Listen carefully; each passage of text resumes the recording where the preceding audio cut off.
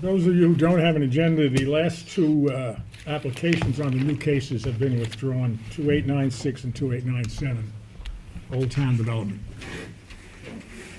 We won't be listening to them, and that does not require any kind of a motion. They're withdrawn.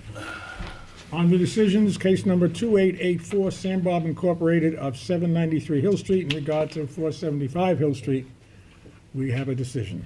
I make a move that we accept this decision as written. Second. All in favor? Aye.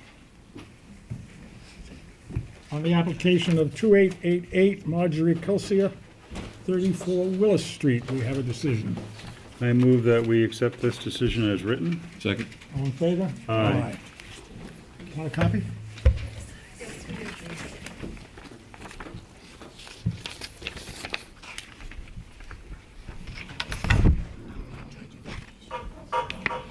Thank you very much, Tom.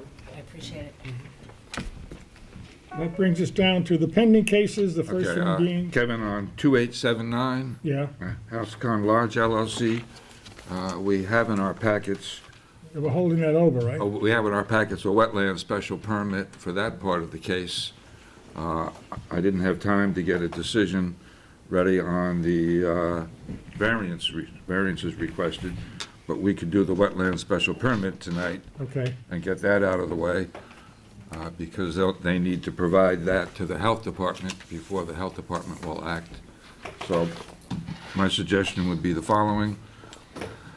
We grant a wetland special permit in accordance with the special permit prepared by our environmental consultant, period. With respect to requested variances, we adjourn this matter for a decision at the October meeting. I move we approve this as stated.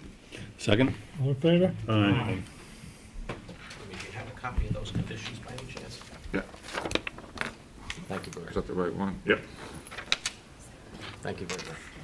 That takes us down to 2881, 9 Main Street LLC.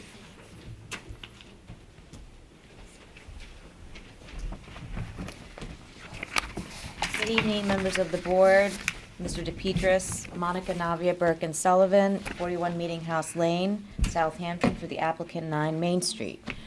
I was actually hoping that we would have a written decision today, but I guess not yet. We did on August 31st, after making arguments at the last hearing, we submitted to the board and to Mr. DePietris the several requests that all of you and Mr. DePietris had.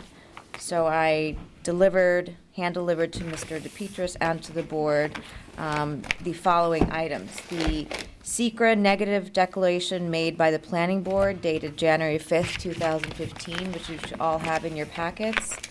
The second is the assessment of the proposal's conformance to village business dimensional regulations dated September 2014, prepared by InterScience Research Associates.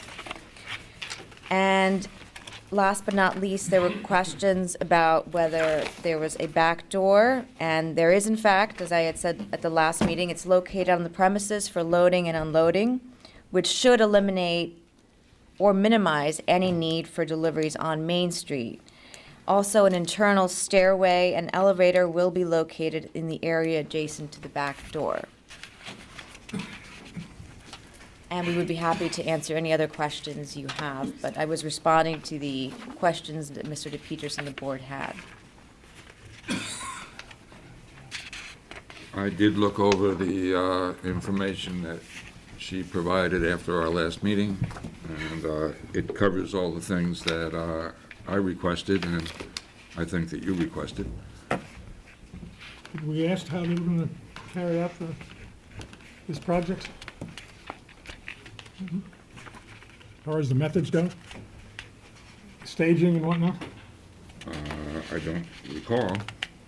I talked with Kevin about, it's right in the middle of the village, and, you know, Main Street. When are they gonna build this? Is it gonna be in the winter months? Is it gonna be done by the springtime?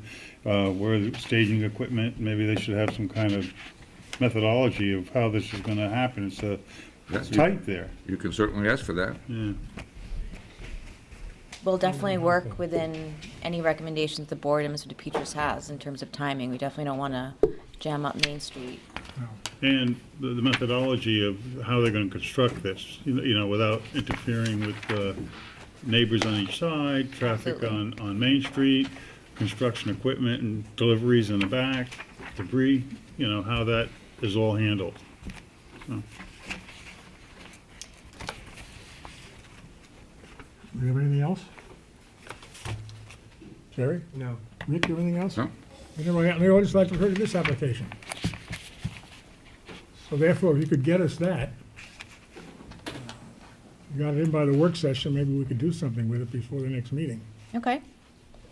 The work session is the 13th, I believe.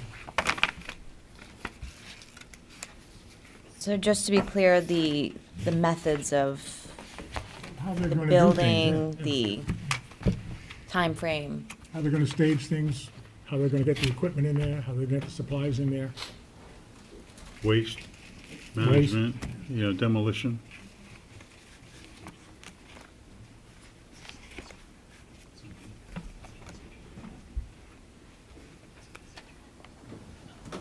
Okay, so I will submit that as soon as possible, Okay. hopefully by next week.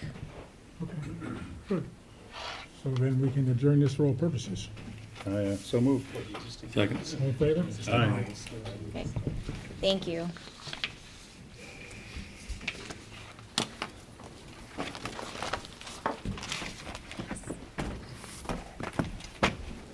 The application of case number 2886, Capital Telecom and Singular Wireless, 153 Powell Avenue. Is no one here for that?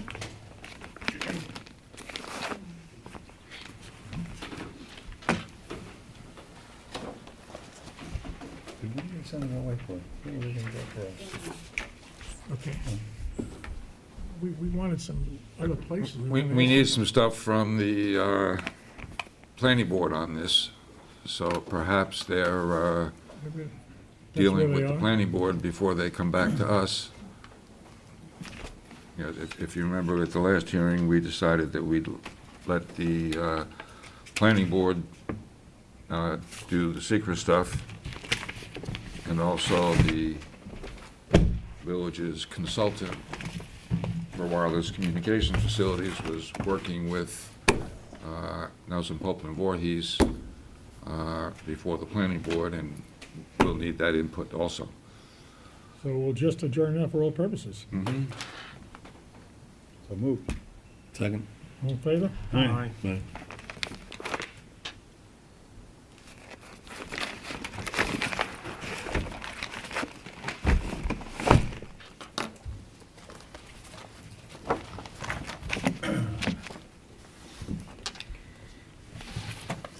The application of 259 South Main Street Revocable Trust, 259 South Main Street. Good evening to the applicant, John Bennett. Bailey Larkin from my office is here as well, as is project contractor Hamilton Hoag and Tim Rum from Aries Design. And I'm going to ask after my presentation, which I'll try to keep brief as possible, I'll ask Ham and Tim to talk a little bit more about the reasons for the location of the northerly addition. So you've seen this before. Part of the application is for to legalize a frame garage that was put in as a result of a building permit, probably in error. The presumption was that this was a flag lot, you remember, but it actually technically is not a flag lot, since you have a fee ownership of the property owner out to South Main, but before you get to the lot proper, you have not fee ownership, but an easement. So although it looks physically like a flag, it's not a flag because you have this interrupting easement as opposed to fee ownership along the entire length of the flag. So there was a discrepancy about what was the front and what was the rear yard. And thus the garage, a permit was issued for the garage. It seemed that the board didn't have many questions about it the last time, because it's built, it was done in good faith reliance on a building permit. So I'm not really gonna touch on that, unless you think I'm being presumptuous about it. But primarily, the application is for a request for several additions, but small additions to the existing home. And the board had some comments the last time, and we took into consideration all that feedback. And we did a couple of things. First, we looked at, I think the focus was on the northerly addition. It's on the northwest side of the property. There was some inquiry about whether or not you could shift it back and seek some relief on the side yard. I had met with Mr. Doherty, who is I believe, the father of one of the owners to the north, and met as their representative, and he said he didn't have any problem with the project, but his concern was that he did want the zoning side yard maintained. So I didn't want to back myself into a neighbor concern. So although we have moved and shrunk this northwesterly addition, we did maintain the required 25-foot minimum side yard there. Thus, there's no request for zoning relief as it relates to the addition. But what we did do is we revised the plan and shifted the location of this northerly addition, northwesterly addition, which I think was the focus of 80% of the meeting last time. We shifted it about 5.5 feet east of its previously proposed location. And we also reduced the size of the addition from 24 by 20 to 24.3 to 14.5. That increased the wetland setback to 75 feet, 0.1 feet, and it also increased the rear yard setback to 78.3, from 78.3 to 86 feet. So it was an increase of 7.8 feet. And again, we were still able to maintain that side yard setback. The board had asked for some calculations, some GFA calculations. And Arthur Frazier, the project architect, who couldn't be here tonight because of some illness, I do have that information. The existing house is 4,264 square feet. Bless you. The total proposed additions are 1,099 square feet, and that represents a 26% increase of the existing, of the area, of the GFA. I have copies of that I guess I'll go, best to go around this way. I also, what I did is the survey gets, a little busy, but it has a lot of required information on it. So what I did is I took the buildable lot portion of the survey, and I created a diagram, hopefully, for you that shows proposed wetland setbacks and proposed property line setbacks, because, again, this being the rear yard, we do need some relief. So the proposed property line setbacks are I've shaded in blue, and the proposed wetland setbacks I've shaded in yellow. Amongst the great things about, and before I forget, as a result of Chip's suggestions, and Tim will explain this in greater detail, we've significantly increased by more than 50% the buffer area. In an area that was low-lying, and Chick wanted to see some substantial buffer down there, so we've increased the buffer well past a 50 feet buffer, and I think you'll agree that that's a significant change and a significant benefit. The wastewater system is now proposed at 209 feet at a minimum, which is in excess of the 200 feet standard. The septic system is shown on the survey. It's not dimensioned on the survey. It scales to about 125 feet, but not to fear. Tim has put that on one of his plans, so you can have it is dimensioned by a design professional. So we're going from 125 feet with the septic system to 209 feet, which is obviously a great benefit. Also, you have essentially a property there that is almost lawn down to Lake Agawam.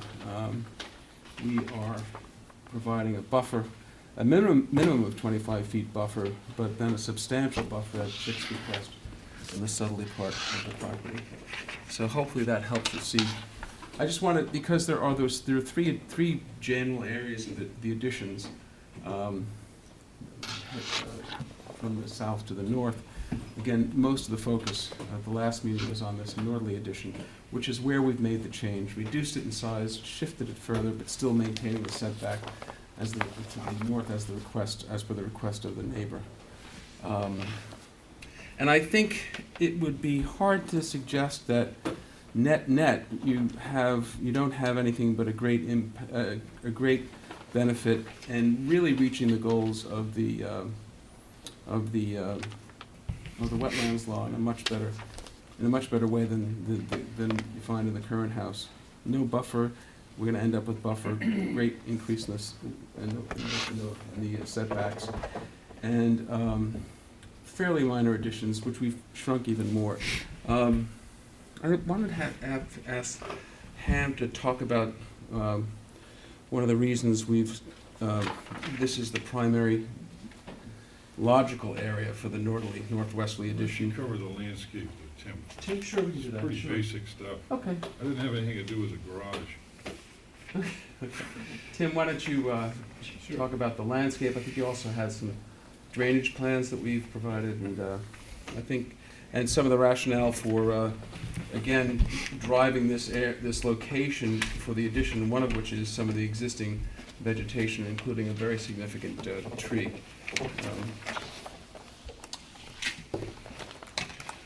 Mr. Chairman, members of the board, Mr. DePietris, Tim Rum from Aris Design, located 38 Nugent Street, Southampton.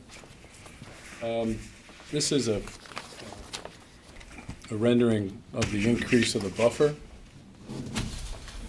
The increase has taken place in this. There is a drainage swale. If you've been to the site, that is really the center of that swale is the property line to the south.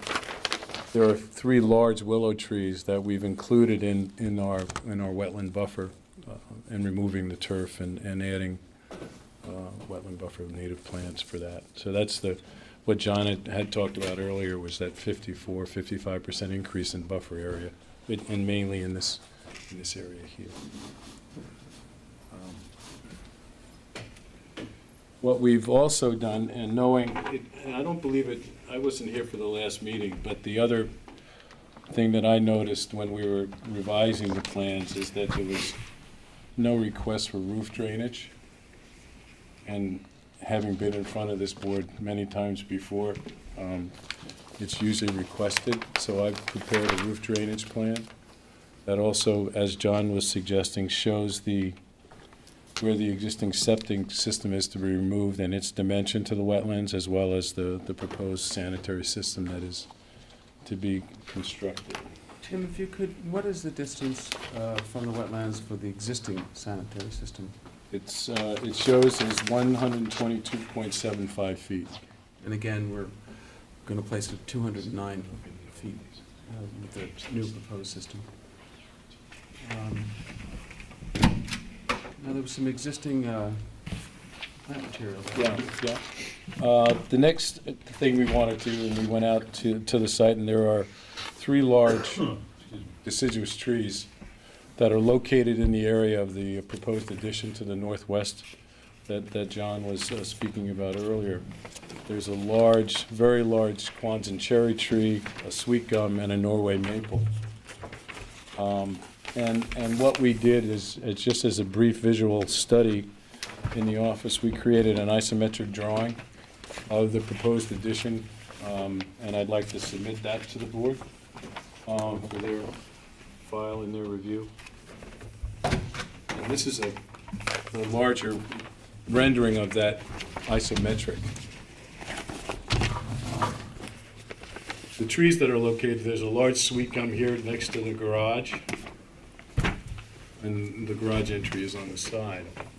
There's a large Norway maple here and a very large Quonset cherry.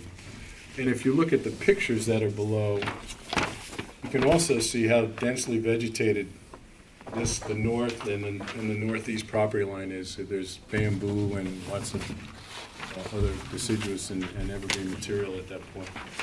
So what we tried to do is demonstrate that just with the vegetation on our site, the new addition that we're proposing will hardly be seen by the neighbor to the east. And I think that drawing kind of demonstrates that. It also suggests, if I'm correct, that it's a superior addition, location to shifting around. Yeah. The further to the. To adding it here. Adding it to the east side of that. The only, we'd have to take out that large sweep in, so we're trying to keep that.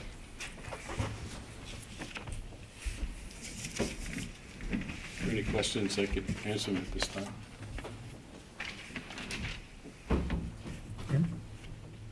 Dan? No, I think they're Jerry? pretty thorough. Rick?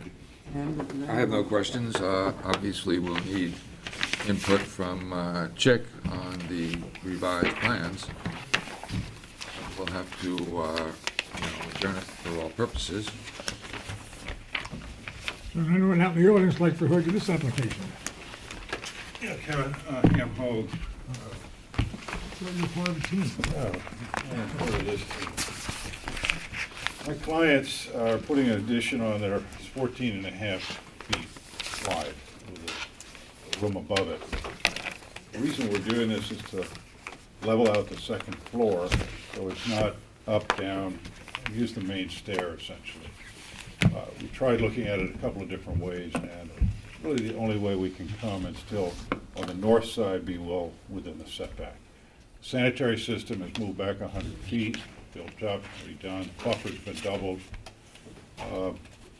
I wasn't a part of the architectural review because I was in the middle of surgery last January when it was approved, but I did look at the tape for the meeting and so forth, and the gambrel roofs that are being put back in are consistent with the type of architecture and so forth. And if you have any questions on why we want to push it that way, I can answer those. John has already hit on that, I think. Sorry? I think John has already hit on that. Okay, once. good enough. I would ask if there's any way to try to push this timeline forward a bit, if we could make a decision perhaps relevant to the drainage, or the roof drainage, which wasn't requested but volunteered by the applicant, that perhaps we might be able to push things a little bit forward so we can get some work done I this think fall. Chick is who's We on. have to wait for Chick, I think, And yeah. he's out tonight, right? Yeah. He Thank you. agrees. But there's a lot of this is, does he have copies of everything We sent him everything except perhaps some of Tim's stuff, but we'll get it to him. We He's FedExed got him everything, the, Danny, on this right across the board except for any kind of roof drain diagram. No, he doesn't have, he has all the new plans with the exception of Tim's drainage plans, which we'll get to him immediately. Okay. Yeah, but I would request an adjournment so that, of course, Chick can look at it. Is there anyone else who'd like to be heard of this application? If we're going to adjourn this for all purposes. I move we adjourn for all purposes. Second. All in favor?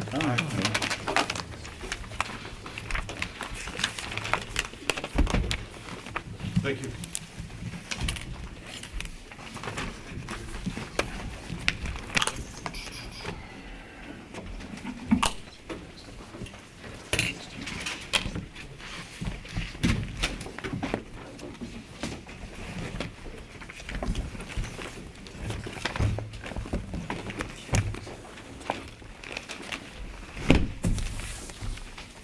That brings us down to the new cases, the first one being Mailings. 2889, Real Estate Organization Belgium LLC, 477 First Neck Lane. Again for the applicant. The applicant, John Bennett, I've handed up the, I got it. perfect. You've seen this before. Most of these proposed structures, some of which are under construction, have been already approved by the board. The configuration of the lot is a little bit different, however, which is good because it allows us to create more buffer. After your approval, which was decision number 13080, and again, we've styled this as a request for an amendment to that approval, but after your decision, the applicant acquired this strip of, what is it, 30 feet, somewhere between 25 and 30 feet to the north that runs the entire northerly length of the property. The property was originally, when you last saw it, the property looked like this. It's probably the easiest way to show you. The property looked like this. There was just this flagpole lot. And then for just showing you the applicants, and I think it's pretty important because it shows the applicants' willingness to do the right thing and to create more buffer in exchange for a little bit more, just a wee bit more, I think, about an extra maybe 500 square feet of principal building area. He acquired this strip of between 25 and 30 feet for $2 million, which was the price requested by the owner to the west. After Bruce has previously been using the walking. So what that allows us to do is to create substantially more buffer, certainly much more buffer from a square footage point of view than is requested for this modification. Really what we're doing is we're giving up some of the principal building that was in the northerly area and extending it out a little bit to the north, because now with the addition of this strip, we have a more liberal setback. You know, we've picked up 30 feet of setback. So that allows us to shift us there. There's no zoning relief is requested for any of these additions. The only thing we need is a relief from 150 to 125 feet, which is the same relief which was requested and granted in the past. So it's really a request to amend and continue that setback of 125 as opposed to 150 feet that was granted in the past. There was a house on the property that had a wetland setback that was way out of conformity. That's gone. So in terms of, I guess, what have you done lately for me in terms of getting that extra 500 or so square feet? We purchased this, I shouldn't say we, my client has purchased this strip of property which allows not only a greater setback, but it also allows a lot more area for an additional buffer. Excuse me, I neglected to tell you that there was a glitch in the I should mention there was a glitch in the notice for the property application. The village originally wrote this application as requesting all sorts of front yard relief for these accessory structures, some of which you've already approved, or most of which you've already approved. It turned out that was one arm of the building department mistaking a front yard, a rear yard for a front yard. So I do have a letter from John Foster in which he clarifies that situation, stating that it is this easterly line is the rear yard. So all of these accessory structures are in the rear yard. No need for front yard relief, and they conform with the rear yard accessory setbacks. So the front yard would be Lake Agawam? It's not Lake Agawam, it's Cooper's Pond? it's Cooper's Neck Pond. Sorry. Cooper's Neck. Yeah. Sorry. Sorry. Towards the end of it, where all the Phragmites are currently living. So I have, just for completeness of the record, I do have copies of the resolution approving the lot line modification. To make sure everyone understands that's kosher. The way this lot has grown. But I think probably it's best to get to the heart of it. Oh, yes, before I forget, in addition to the, in addition to the request for, in addition to the request for this relatively small net addition to the house, we're also proposing the installation of a closed loop, and that's important because Chick was kind enough to meet with us about this, a closed loop geothermal system. Now, it's important that a closed loop system, it doesn't have this great exchange of water that's ongoing, such as an open loop system has. There are many wells that are sunk with a closed loop system, but to a certain degree, wells is a bit of a misnomer because what you have is the material being sunk into the ground. There's a substrate in these pipes, and there's a It's a heat continuous- transfer that goes Continuous on. pipe loop that doesn't affect the actual aquifer directly. It's just a heat transfer that occurs, so therefore there's not a pulling of the plume and displacement in a typical system. Yeah, an open loop, you're flushing great quantities of water for it. As a matter of fact, an open loop of this size would have required a Long Island well permit. So that's why we went at considerably more expense to a closed loop system. So really, although these wells are rather deep, they're really just heat exchange medium. They're filled with a substrate that stays in the, But in, they are out of the buffer zone, the wetland. Oh, they're out of the zone buffer zone. directly, Just so they're placed on the west side of the house, out of the buffer zone, in an area to allow for better access to the site during construction, because if we tried to put the wellheads down the driveway, along with all the utilities down the driveway, along with everything, we'd be on the first neck for 6 years trying to coordinate. So in any event, well, I did ask Weber and Braun to put together, as per Chick's request, an explanation of the closed loop system. And make no mistake about it, it's a closed loop system.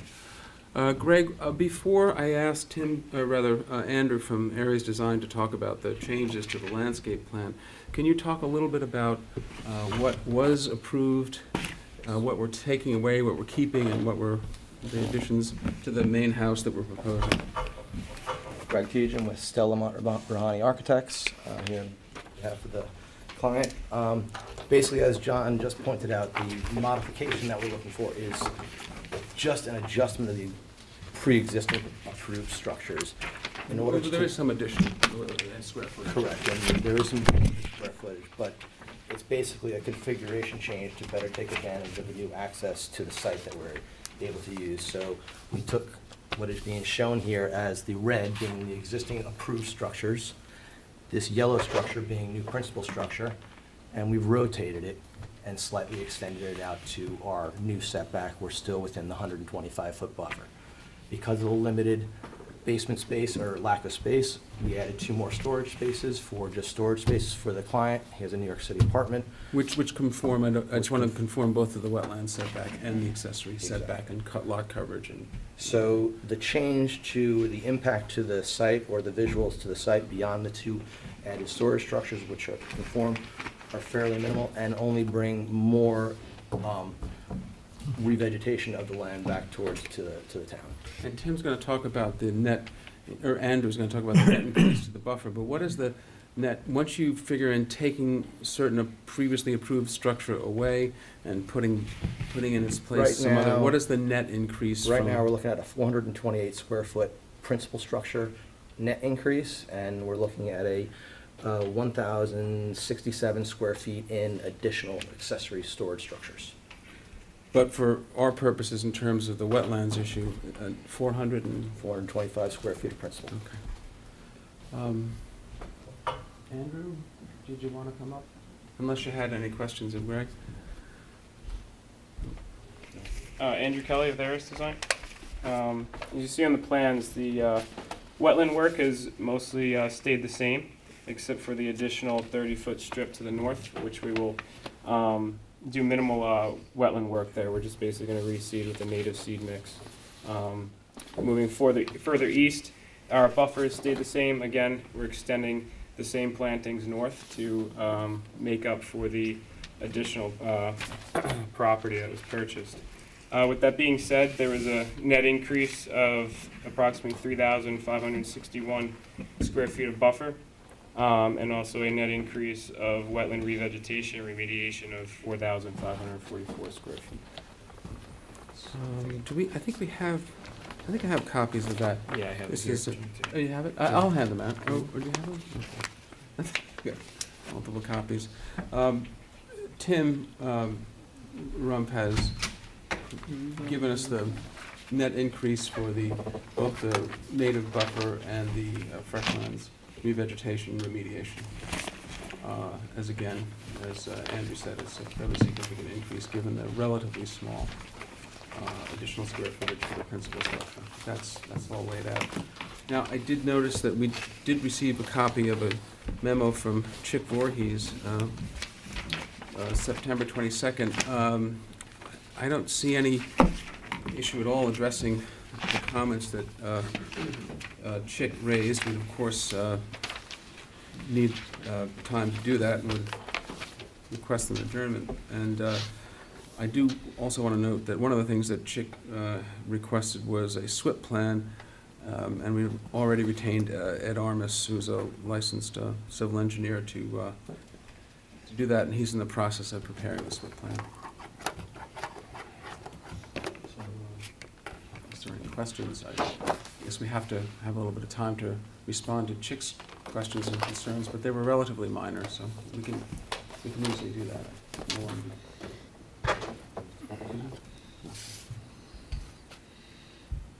That's it? That's all I got. It's all, Do you have any questions from the board? Rick? Do we have any questions from anybody out in the audience? Nobody. So we're going to adjourn this for all purposes. Thank you. So moved. All in favor? Do we have a second? Second. All in favor? Aye. Have a nice evening, everyone. Are you finished for the evening, John? Are you finished for the evening? Yes, I think so. 2 in a row, that's pretty good. Put them out of the way, right? In and out. Okay. Thank you.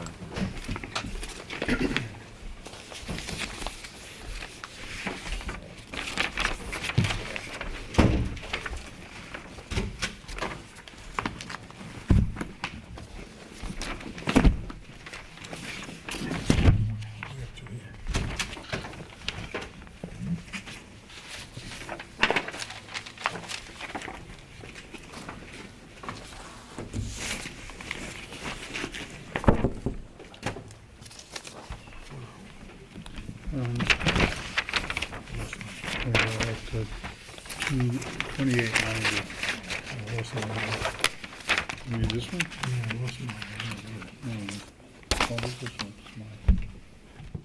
On the application of 2890, Jody Donahue, 1211 Meadow Lane. Good evening. My name is Joe Lombardi. I'm with the Rayner Group. We're at 860 Montauk Highway in Watermill. We represent Jody Donahue and Antoinette Froyo in this matter. The applicants own a relatively small 1.2 acre parcel on Meadow Lane. There's an existing residence, rather modest. It's 4 bedrooms. There's also an existing sanitary system. The existing sanitary system is only 39 feet off the wetlands. On occasion, significant storms or high tides, the functioning of the sanitary system is compromised. Because of this, the applicants would like to upgrade the existing sanitary system.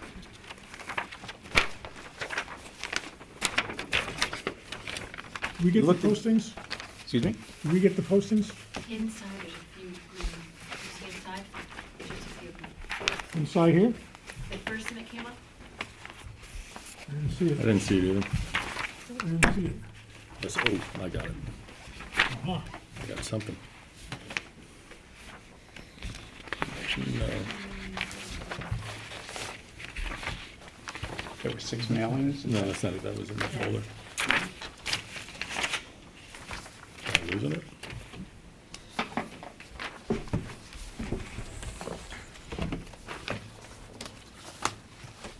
You didn't hand you the postings there? No, let's see them. You hand them in? Yes, I did. Okay, I do have a copy, if you'd like to see another copy. it wouldn't hurt. Okay. Yeah. Welcome.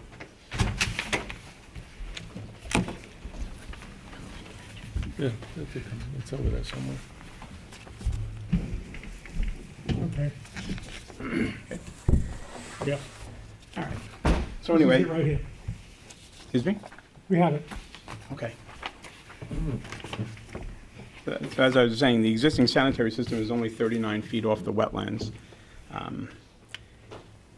The applicants would like to upgrade the sanitary system. They looked at the property that was next door, 1191 Meadow Lane. And we can construct this similar sanitary system in the area of the southeast corner of the property. And it would be just about the same as what was approved on 1191 Middle Lane.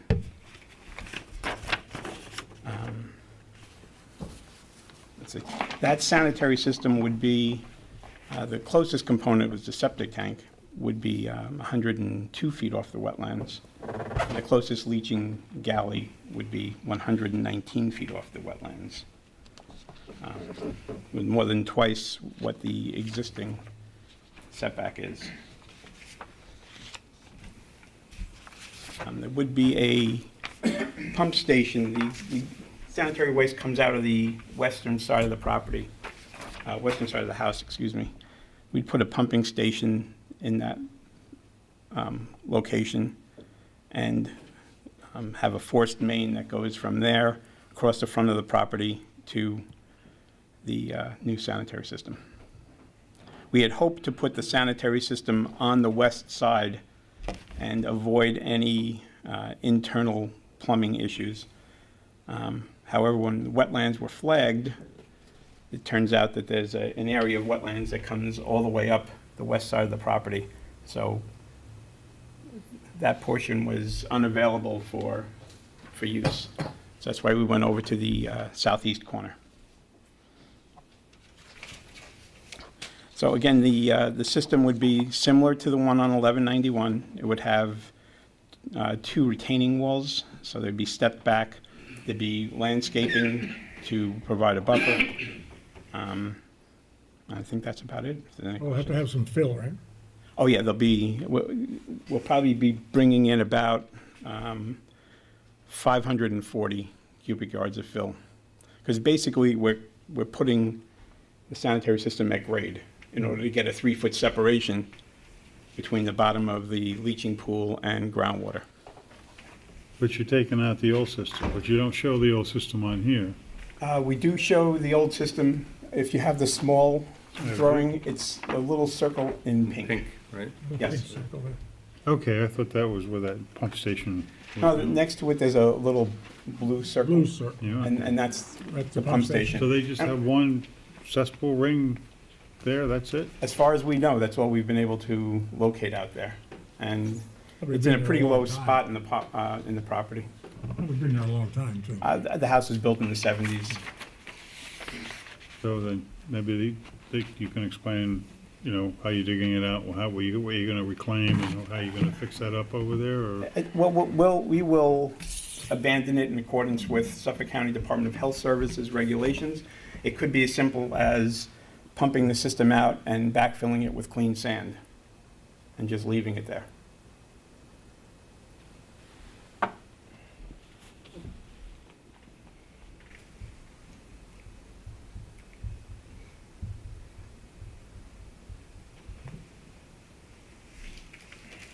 So what happens, where the blue dot is, that actually becomes a pump? It's an enclosed pump Is station. that underground or is it Yes. above ground? Yeah, it'll be, so it's watertight, it's an approved pump, it's the pump station that will just pump the sewage. So like That's the one of front those of the basement property. pumps, but on steroids, so like? Yeah, yeah, basically. We are trying to see if we can find a pump that would fit in the house.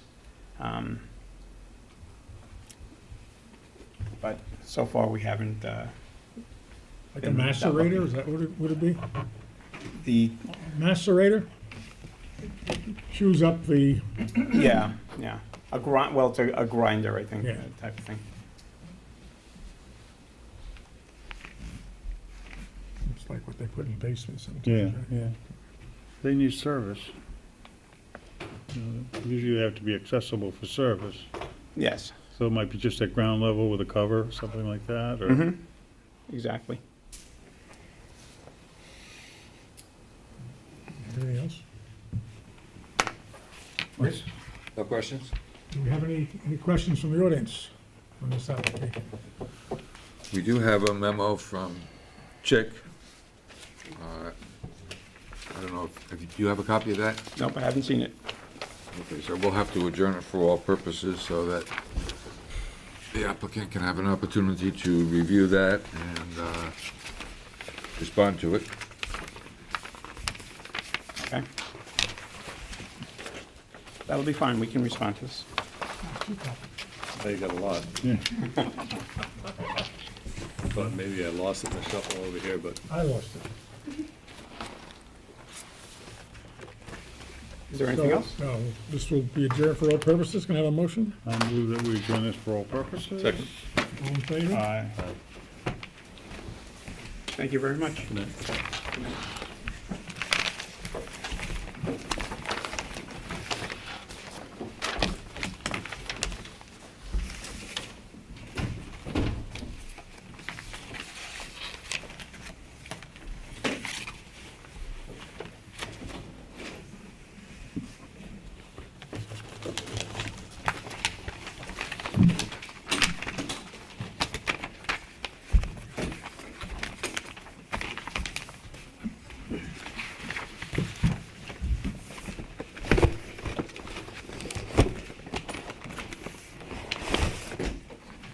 On the application of case number 289116 Foster Crossing LLC.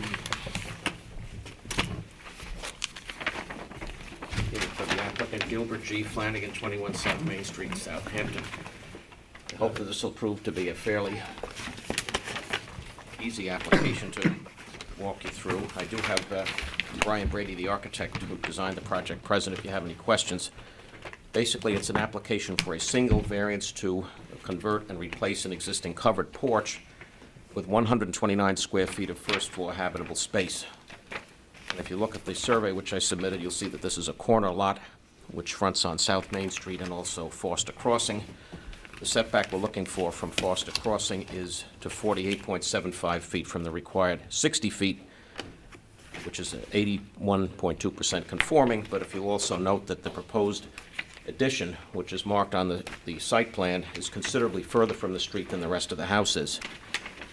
As I also pointed out in the application, and as the drawings show, there is going to be no net increase in the amount of gross floor area for this project, and nor will there be any increase in the amount of lot coverage. I really believe that this is a relatively benign application. It's much further from Foster Crossing than the existing house, which at its closest point is about 14 feet from the street. It is a corner lot which creates certain problems, as does the pre-existing non-conforming location of the house. Now, you've seen this property before over the last 30 or 40 years, including something I did probably about 25 years ago, which clearly established that the lot opposite, the yard opposite Foster Crossing was a side yard, which was the basis of a variance for a swimming pool, which was in fact constructed. So I submit that this is a relatively minimal application. I would hope that you would look favorably upon it. The proposed addition, the habitable space we're installing would be to accommodate some stairs, a pantry, and a mudroom, so there would be no increase in bedrooms, bathrooms, or anything of that nature. I do have a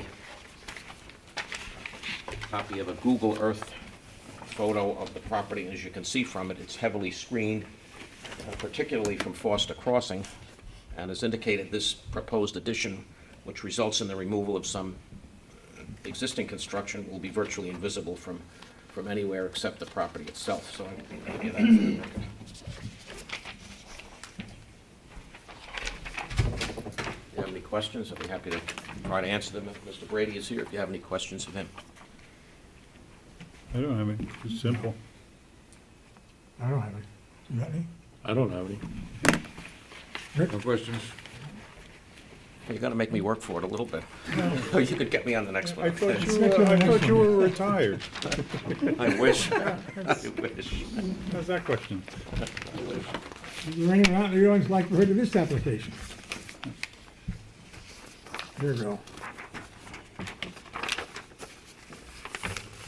Applicant requests a front yard variance to 48.75 feet from Foster Crossing in order to permit a proposed 129 square foot first-story addition to the existing house, period. The addition is minimal in nature and will be located substantially further from Foster Crossing than the existing house, period.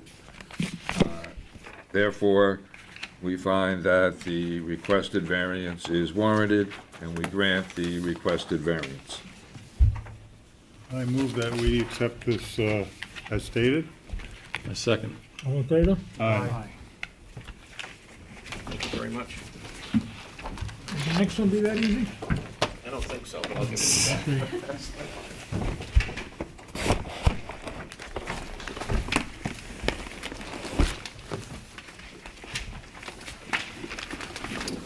On the application of case number 2892, David Hyrick, 146 Hetty Creek Lane.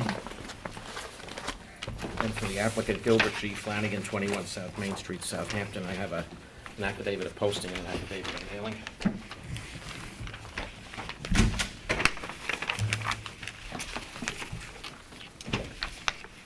This one is a little bit more involved than the last one. What I propose to do here would be to summarize what the application is. It's really a two-part application, and then have some additional information given by Andrew Kelly from Aris Design, and also an explanation of the nuts and bolts of the construction project by Bill Slight, who's the architect. As I indicated, the first part of the application is a request for a single variance, and that is a variance from Hetty Creek Lane to 65 feet, where 80 feet is required, for a proposed two-story addition to the southwest corner of the existing residence.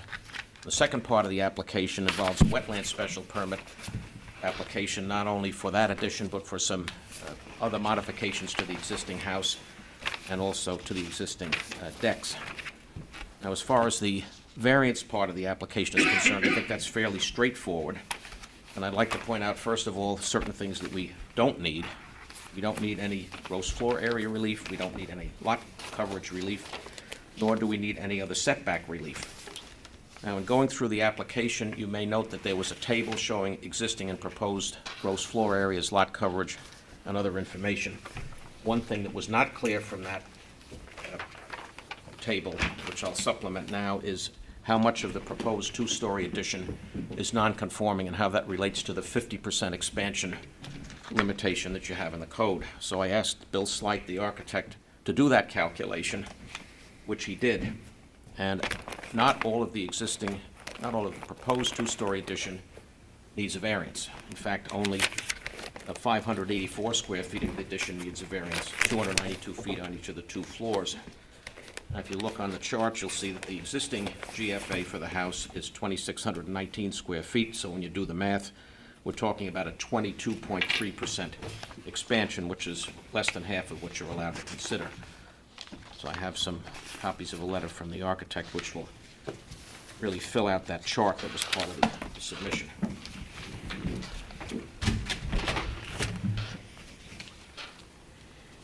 One of the things you probably note from looking at the application is that this is a lot on a filed map that was filed in 1965 when the property was zoned 04, which then required a minimum lot area of 12,500 square feet.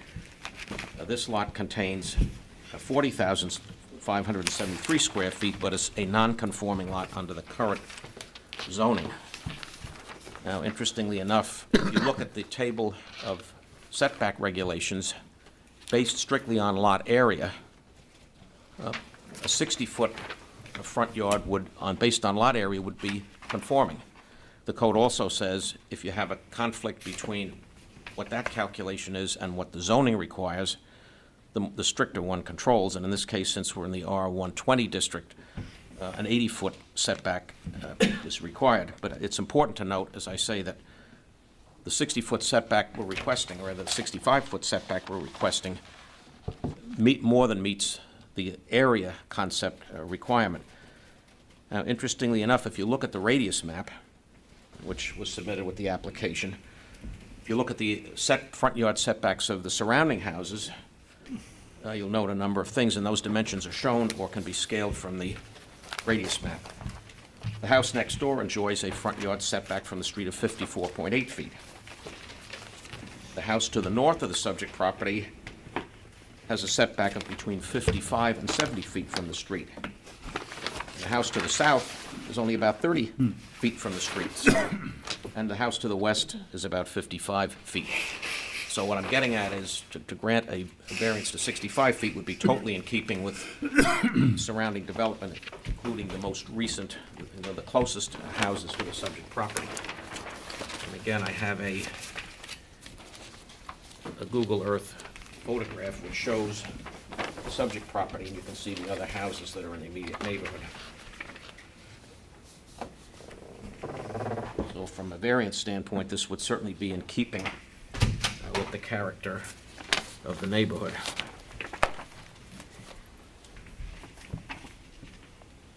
I think that's really all I need to say about the front yard setback variance. That's the only variance we require for this entire project. The rest of it involves a wetlands special permit. I think that if you examine what I've submitted and what I've said, you'll find that that variance would certainly be in keeping with the character of the neighborhood and is not substantial. Furthermore, that we're well under the 50% expansion requirement contained in the code. You have any questions about the variance before the wetlands permit is really the meat of the application. So if you have any questions about the variance, I'll be happy to answer them. By the way, Mr. Slight is here, as is Andrew Kelly from Harris Design. Okay, if not, then I'll launch into part two, which involves the wetlands special permit. There are a number of structures which are proposed to be altered or added to this house and its surrounding decking. I won't list the various structures, but they have been shown on the survey and the site plan. And what I might ask Bill Slight to do, if he could bring up a copy of the map and the site plan, that'll show what's existing and what's being added. I think that might make it a little bit easier as I say a few things about the application. I have some smaller versions of what's on this board, which Bill will show you in a minute. As you can see, just as a matter of reference, what is not shaded in or colored is what's existing. What is colored or shaded in is what is proposed.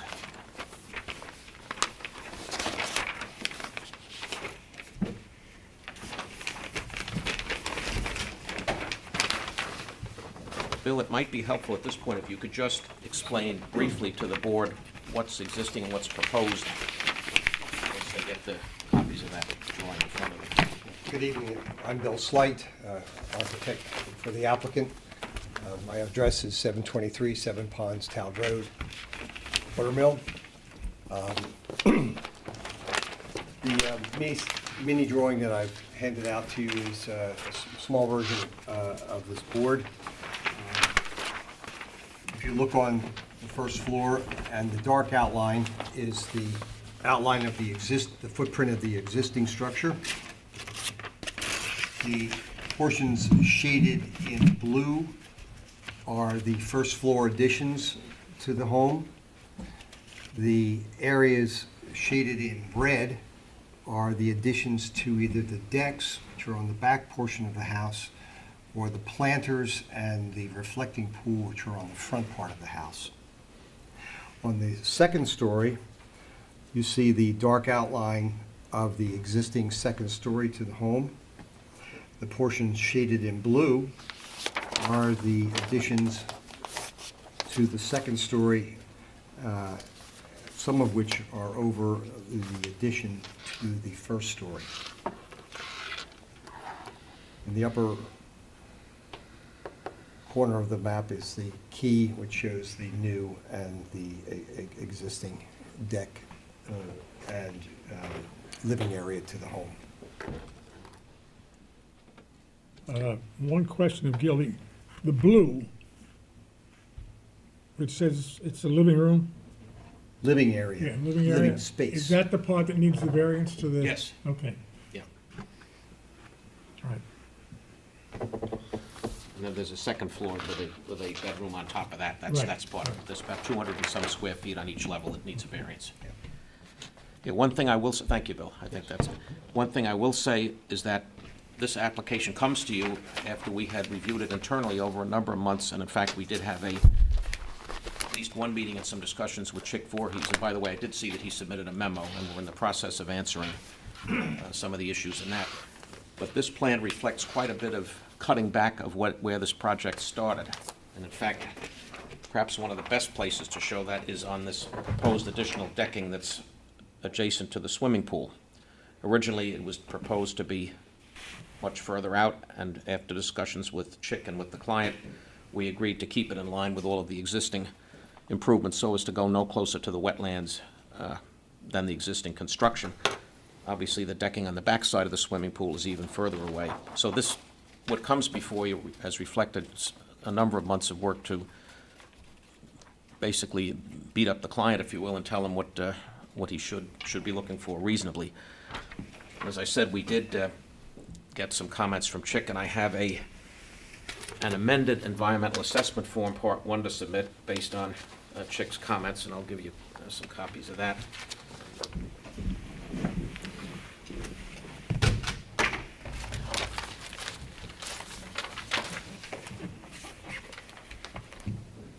And in fact, I can honestly say from reviewing the items that Chick has requested us to look into, we consider most of them to be fairly easy to address, and we believe we can address all of them in advance of the work session. So that is our goal, to address his issues in a timely fashion.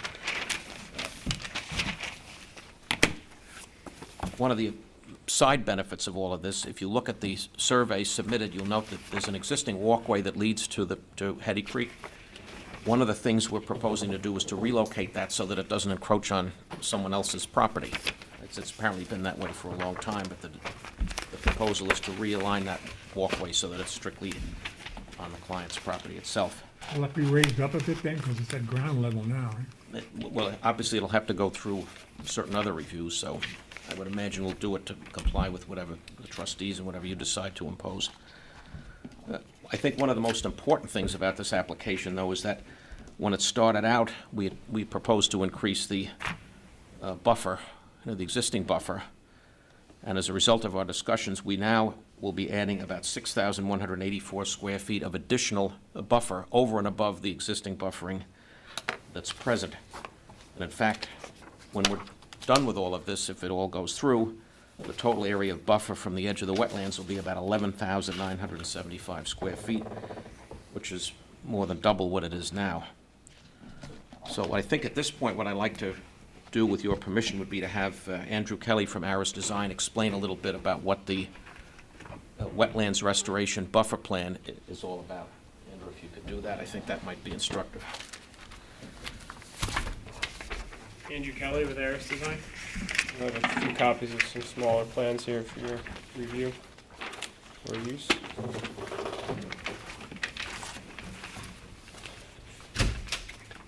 It's just a rendering we put together, presentation purposes to show the site plan in relation to our proposed buffer. As you can see here is the wetland line. This green line just landward of that is the line of existing vegetation, existing buffer that exists on the site now. This blue line is the line of the 75-foot buffer that's required. As you can see, as you move up to the north, that we've swung that buffer line out to increase the proposed buffer by approximately 1,657 square feet. And that came from comments made by Chick along with the shaving down the deck at the house. All the proposed plantings will be shade-tolerant native grasses, fescue, Discanthia carex, along with the proposed path, which Gil touched on. You can see on our line drawing here that it's this gray, lighter gray line that cuts across the neighboring property, which we're now going to obviously remove and we'll realign to be on the client's property, and it will be a native fescue path that will be maintained at a walkable height so they can go out to the dock.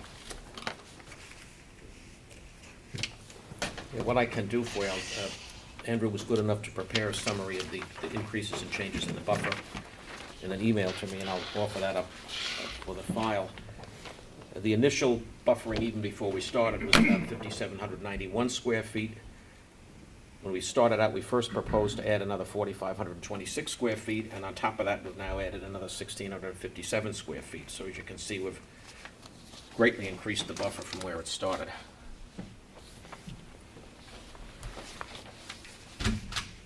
And I recognize that there are a number of other technical things that Chick has mentioned, which we're working on. As I said, it appears that we'll be able to address all of them, including the suggestion or the requirement that there be some kind of demarcation between the buffer and the lawn so that the landscapers don't get too overzealous when they do cutting and maintenance. So if you have any questions, we'll be happy to try to answer them.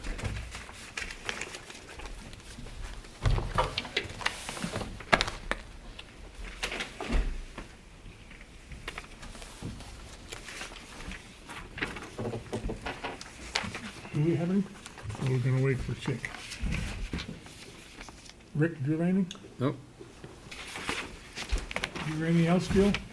Nope, unless you have any questions. Michael, you have a question? Kevin, Michael Conroy, I'm a broker at Sotheby's representing the people who were buying the house just to the north. And the only question they had, and I had a chance to review a little bit of the file, was whether there was any variance required for the setbacks on the north side of that property. And listening to Gil, I don't hear that there are, but perhaps that can be answered. It was just the one setback only. Which is in the front. Correct. That's But it. nothing to the north toward their property line. Nothing to the north. Which is 20 feet, I believe, at the moment. No, that's the only variance we needed. I'll show it just so you can.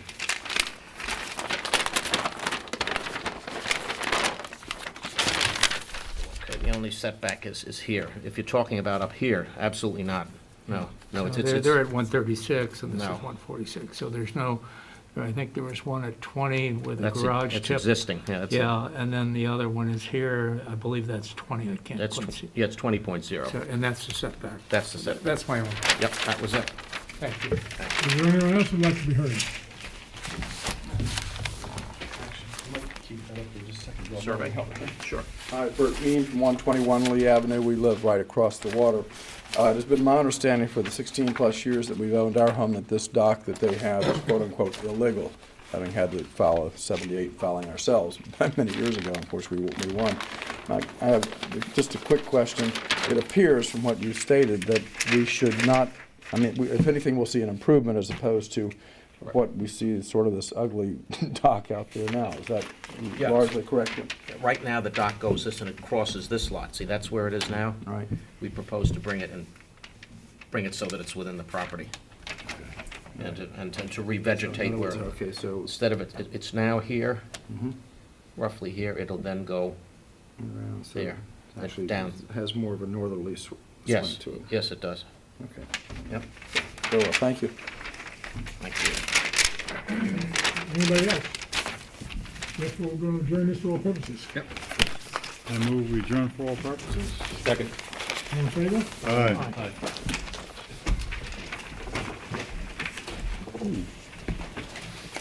a bunch of them.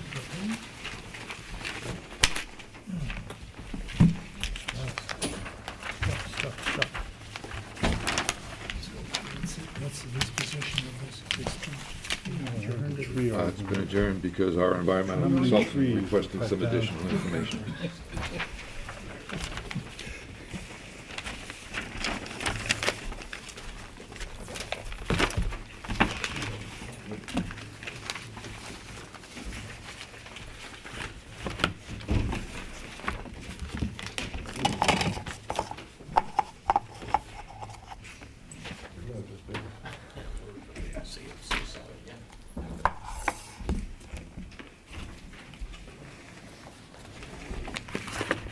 On the application of case number 2893, Von Ribbenturn Beach Holdings LLC, 1820 Meadow Lane. For the applicant Gilbert G. Flanagan, 21 South Main Street, Southampton, I have again an affidavit posting and mailing. I know you're getting tired of me going further. All right. That's all right. I've been thin on the ground here lately, so I'll make up.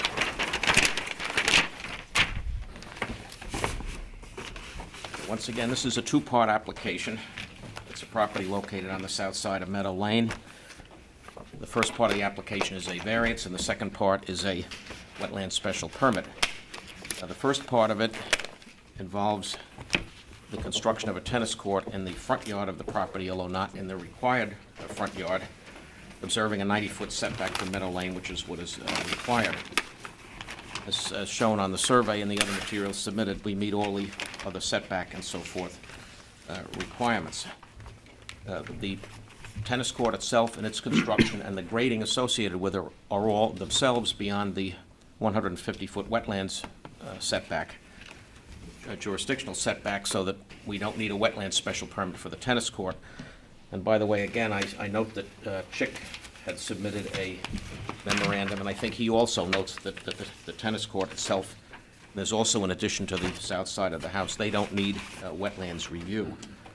What does need wetlands review is the relocation of the driveway and the gates, which provide access to the property. So some slight regrading in connection with that. Now, I can just tell you that in terms of Chick's memo, we've already taken care of correcting a discrepancy between the amount of cubic yards of fill shown on the EAF and the plan submitted. I submitted earlier today some revised drawings by Ed Hollander's office, which indicates that 1,000 cubic yards of fill would be involved in the regrading in the area of jurisdiction having to do with the relocation of the driveway. We have also corrected, as suggested by Chick, the drainage calculations so that the runoff coefficient is in fact 1.0. Those plans were also submitted earlier today, so we've already addressed those. I also submitted earlier today a separate landscape plan that shows the relocation of the driveway and the landscaping grading in connection with that. So that was something else that I suggested to submit even before I saw Chick's memo. So it's important that you have those drawings when you're reviewing this application, especially as it relates to the driveway relocation. One thing that's important, I think, about the driveway relocation is that the new driveway is going to have considerably less lot coverage than the existing driveway. In fact, we'll be reducing that amount by 1,447 square feet. So I would submit that that is a significant positive wetlands benefit, especially since we'll be revegetating the area of disturbance. We know that Chick hasn't reviewed those plans yet, but I think that he'll be pleased to see that we have made that attempt.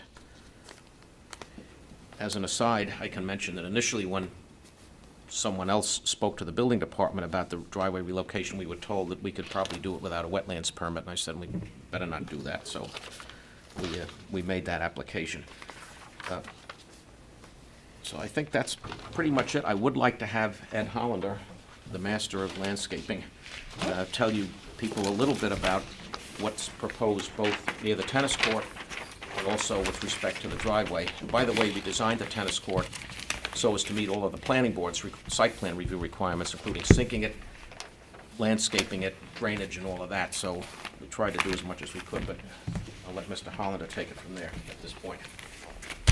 Edmund Hollander from Hollander Design Landscape Architects, 200 Park Avenue South, New York, New York. And thank you to Mr. Flanagan for the compliment.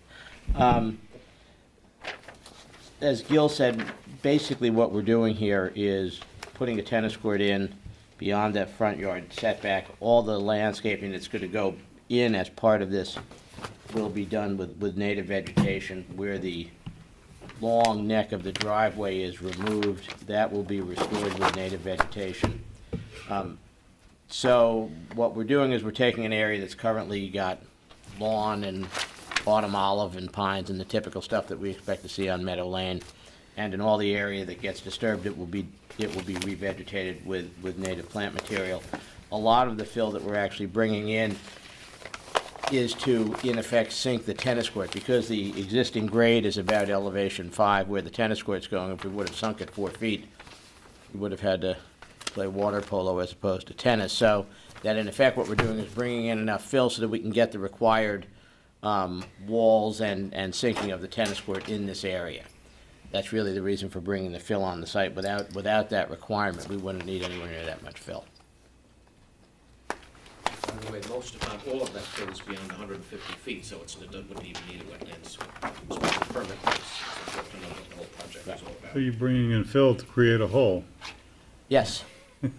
We've done that before in other cases on Meadow Lane. We can, yeah, it's, you know, in some of the spots on Meadow Lane, we're so close to groundwater that the only way to sink the tennis court, in effect, is to bring the grade up, and that allows us to build the walls to sink the tennis court.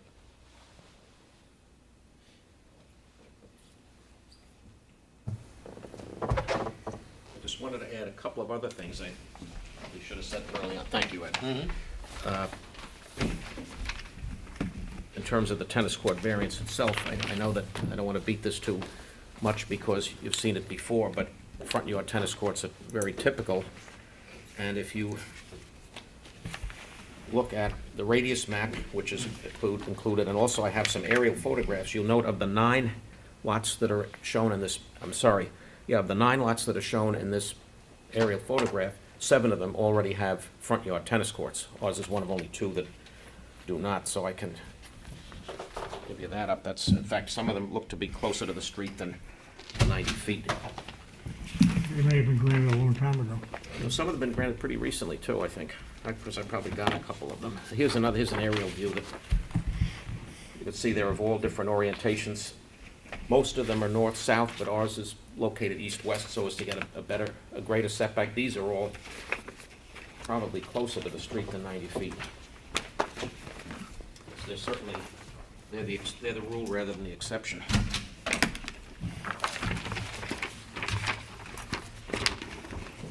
Yeah, they're all over the place. They're all over the place.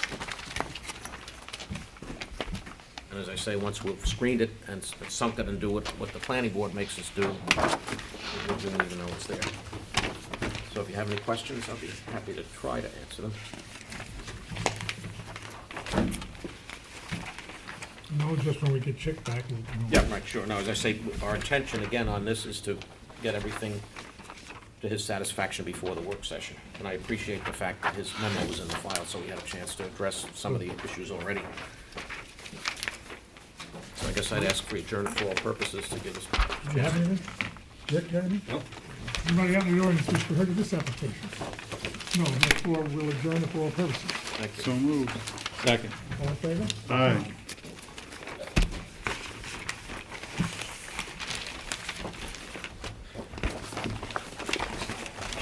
Thank you. Those clips up there. Give you a chance, yeah.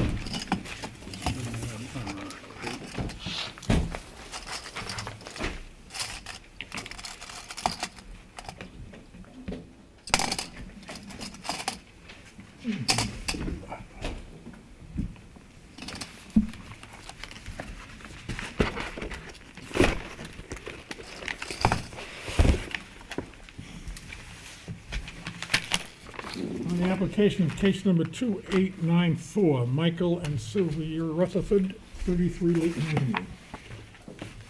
And for the applicant, last but not least, Gilbert G. Flanagan, 21 South Main Street, Southampton. I feel like the old days. I remember I had a few of them like this. One before. after another, right? One after another. It's not 1 o'clock in the morning. No, I think the record, as I recall, and I remember it well, was 2:45. And the reason I remember that is I got married 2 days afterwards. And by the way, today's my You wanna wedding get married the anniversary, next so I'm day, right? repeating, I'm repeating the issue. Congratulations. Okay, where am I? Okay, this is, this is a request for some front yard variance relief for 2 proposed additions to a pre-existing non-conforming dwelling. And again, I have Brian Brady, the architect, present to answer any questions. The first variance is a variance to 27.7 feet for proposed first and second floor addition to the east side of the existing house. And the second is a front yard variance to 25 feet for a proposed foyer expansion of 2.7 feet on the front of the house. By the way, I should note that, as the plans show, that there is an existing porch on the front of the house at a setback of 20 feet, which is going to be removed. So, in effect, we're actually decreasing the existing conformity condition.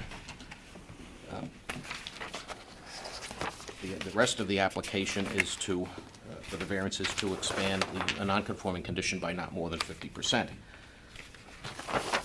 It should be noted that the proposed 2-story addition on the east is at the same setback as the existing house is, which is 27.7 feet.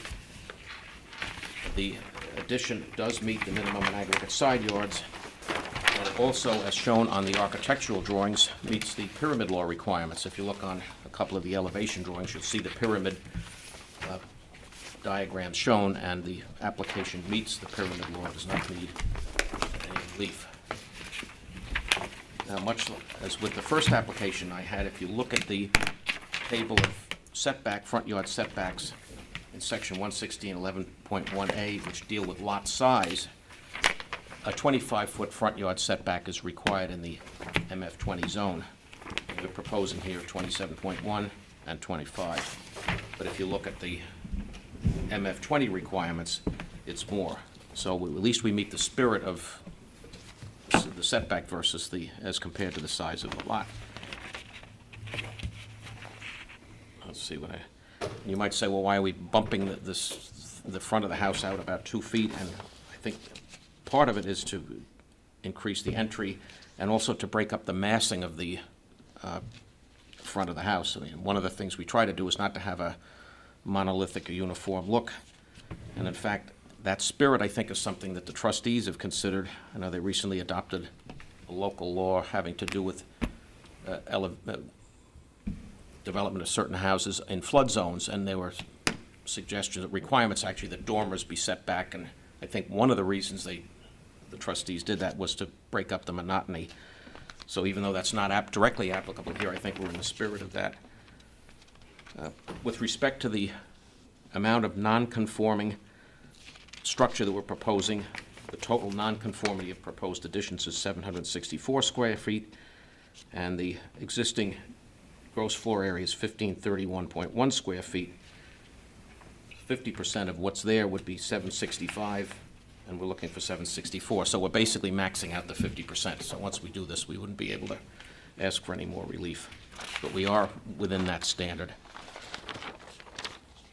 So that, as I say, the purposes of the addition to the east are to add a viable master bedroom suite on the second floor and to enlarge an existing bedroom on the first floor and also the kitchen. So, the location of those additions is dictated by what's in the existing house.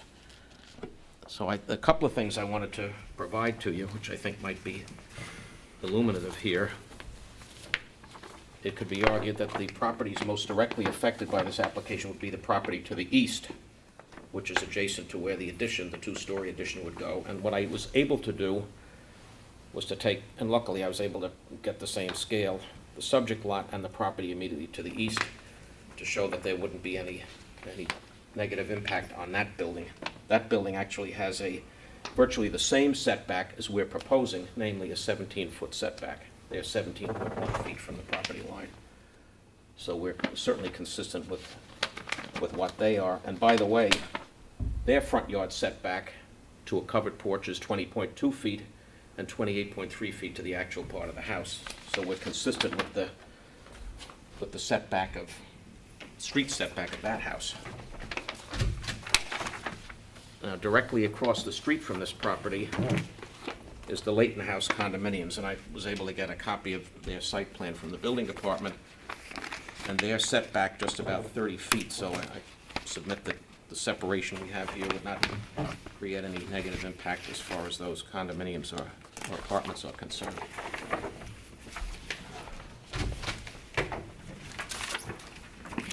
And once again, that the ever-present Google Earth came in handy. On this, you'll see 33 Leighton Avenue is indicated, and you'll see where the apartments are and how much screening and separation there is between what we're proposing and where they are.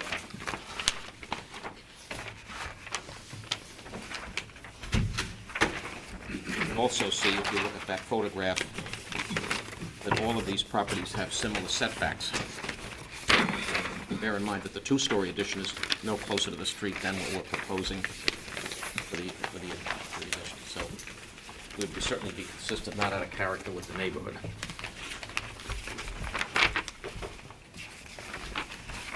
That's about it. I don't think I can need to say too much more, unless you have any questions. The building is labeled garage and pool house, it's just all pool house, there's no garage in there. I don't think so. That does have a CO, by the way. It is a garage. There is? Yeah, It comes in off of Gilpot Alley in the back. Oh, come in off the back. Yeah, it does, right. In fact, here's the There's CO. doors there and everything? Yeah, here's the CO that was just was issued a year ago, and it includes accessory garage / pool house. Okay. I think I got that variance. I think I got it for you again.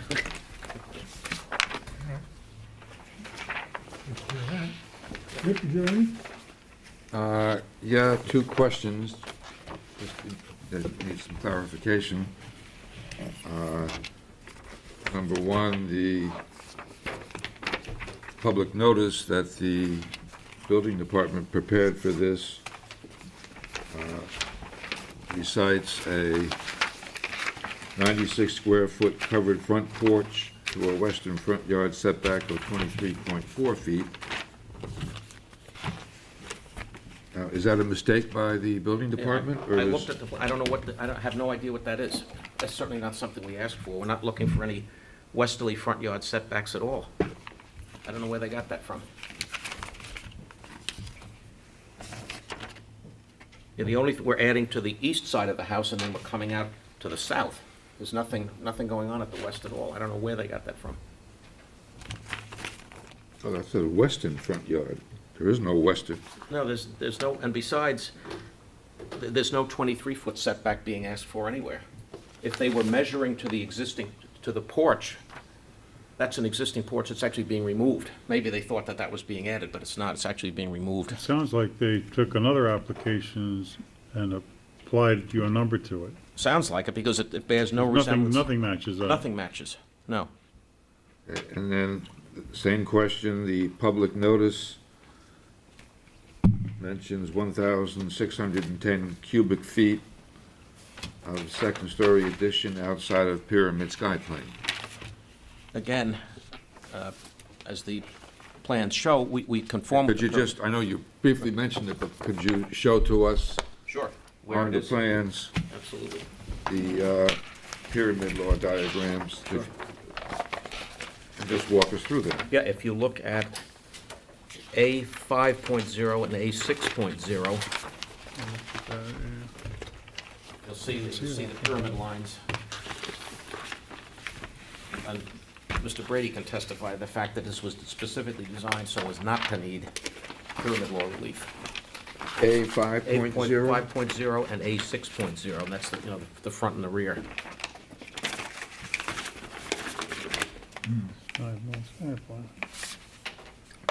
It's right in. Yes, it's right, it's built to go right with it. Okay, I see some lines on A 5.0 on the south elevation. Right. doesn't say it, but I'm guessing that those are pyramid law lines. Maybe you could just have your architect confirm. Yeah, sure. And what was the other plan? A 6.0, which shows those are the. Yes, they're the pyramid law lines, and we designed it to fit right inside the sky plane. Okay, so those must be mistakes. Okay. Maybe that came from another application too, eh? But yeah, it's the same thing with A 6.0, as you can see those lines. Yeah. Nope, we don't need pyramid law.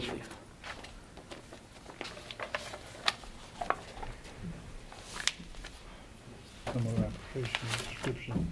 That's all I had. I wanted to clarify that. Is there anyone in the audience who wants to be heard of this application? I guess not.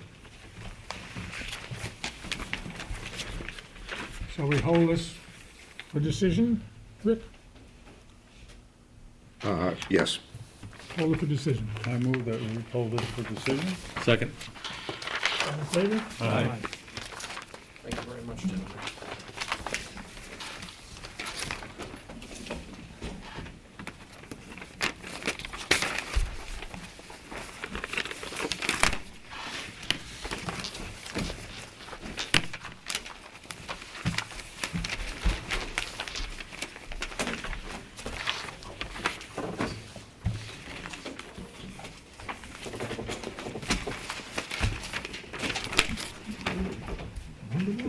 Okay.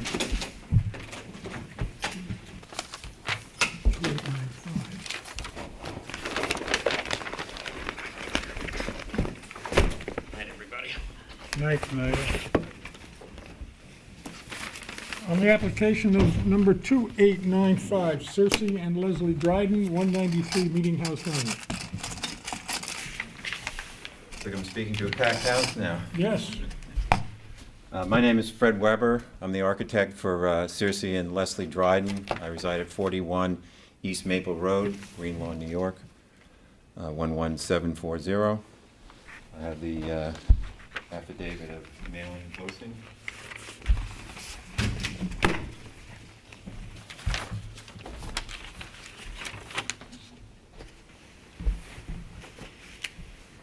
The property is located at 193 Meeting House Lane. It was purchased in March 2015, and the owners are interested in making some improvements to the house. The house currently is a gambrel roof structure. It has traditional Southampton details and a front porch. What they're planning on doing is a number of things to the house, only one of which would require a variance. The existing house exists here. They're going to add a two-story addition in the back, a pool, and a pergola. The item that requires the variance is a wraparound porch they're interested in adding. They would not be changing the character of the house. They would not be exceeding lot coverage. They would not be exceeding gross floor area. They're not increasing the height of the structure, and they're not increasing the number of bedrooms.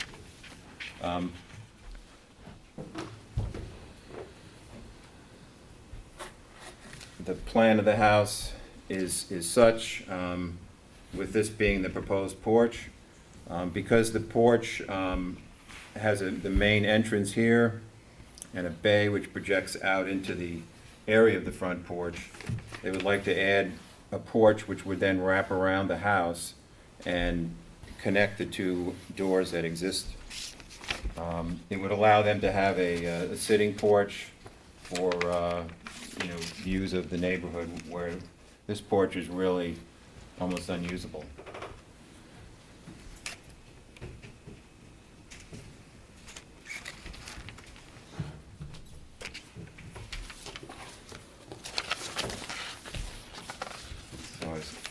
What the house currently looks like is that, this being a two-story gambrel which comes out on that side.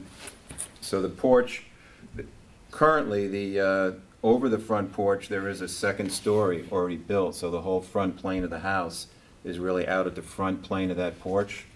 What we were trying to do is have a wraparound porch that has a very low shed roof that wraps around the corner, so On the front elevation, it would look like that, and on the side elevation, it would look like that. So it's really, it hips back against a larger two-story roof.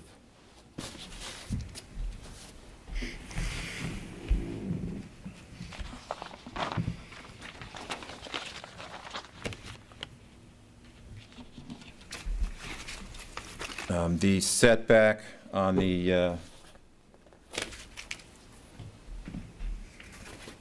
setback on the southeast corner is currently 23.3 feet.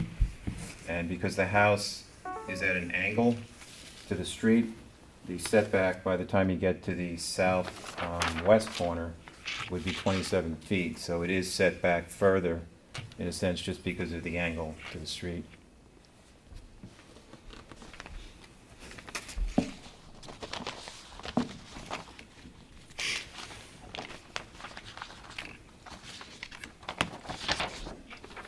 And I have like just a small Google map where the house to the east is approximately the same setback. The house to the west is set back a little further. And that's the house to the east and the house to the west. So I would entertain any questions. I have two. Do you have a CO do you have a copy of the CO for this property? I don't have that with me, but I think it exists. Yeah, well. Yeah. But we're gonna need that. That was Yeah. one of the And, questions I had. Okay. And parking, there's. We gotta find out what the status of this two-story garage and apartment is. Is that a garage with like a guest house above it, or is it an independent rental? It's not a rental. It's a garage with a space above it. Well, it has apartments above it, right? There's an Yes. apartment above it. Yes. What's on the first floor? There's a garage door there, but it doesn't look like it's a garage inside. It has a wood floor and Right. doesn't as much look like a garage. No. But I think it Looks like has a there CO were as some a cabinets garage. in there too. Yeah, I think it has a CO as a garage. I think when the property was sold, the lawyer representing the owner. But somebody might have made improvements Without getting permits, and that's why we need to see the CO. Okay. And then the other question I had, is parking, because, I don't know how, there's bedrooms in that back apartment, bedrooms and A lot of bedrooms. Yeah, we're gonna need a count on the bedrooms. Okay. How many in the main house, how many in this apartment? Now the parking figures out. Because there's no garage, well, maybe there is, but there's no access to that garage. Or they may have eliminated If the they're- garage, and so if- they eliminated parking, so. If they're not adding bedrooms, do they still need to add parking beyond what they have? Because they're not adding bedrooms. You just have to show You're the gonna have to parking. show us how many bedrooms there are in Okay. total, Okay. and how many parking spaces you are providing. He's gonna have to deal with the building department on that. There's a whole new off-street parking law that was passed this summer by the Board of Trustees that now has, for lack of a better word, call it a definition of bedroom. It defines what rooms are considered to be a bedroom for purposes of calculating off-street parking requirements. So that's gonna have to be Right, I something did, that, yeah. that's gonna have to be something that will have to be addressed, at the building department level. We can't start here with that. It's just for him to tell us what he's saying is a bedroom, whether that Okay. is determined by the building inspector to be correct or not, it's gotta go there first. Okay. Okay, I did speak to Chris Talbot, and he basically. And the law, the new law, requires, where the new law applies, you have to submit a detailed site plan for the off-street parking. Whereas in the past, all you really had to do was show that you had room for it. So that's gonna have to start there. But we're gonna need that CO. Okay. And there may be more questions depending on what that CO says, because, the board would normally want to be sure that any accessory living space over a garage is only used by guests of the main house and is not an independent rental. Right. And if that's in question, we may have to impose conditions to that effect. So you probably ought to speak to your client about that also. Or, you know, whatever the CO says, are they willing to agree that only guests can occupy that apartment? I'll check with their attorney when they purchase the property, but my understanding was that it had a pre-existing CO for. Well, I'm just alerting you that a CO by itself might or might not answer the question. I got you. There's also a shed that's like non-conforming in the back corner Yeah. too, that either would have to show on a CO or be removed, you know. It's way back in that little corner there behind the Yes. garage apartment. So you have nothing else right now? No. And we'll have to adjourn this one for all purposes, right? So Yes. I move that we adjourn this for all purposes. A second. All in favor? Aye. I will move that we will adjourn this meeting of the Southampton Village Zoning Board of Appeals. I'll second. All in favor? Aye.